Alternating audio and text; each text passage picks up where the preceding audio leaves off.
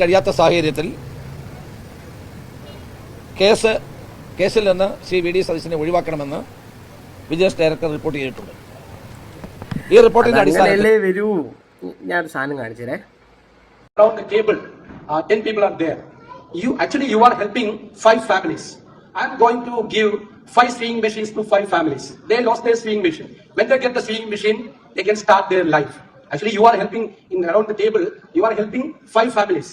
When you are raising 500 pounds, that will help 5 families.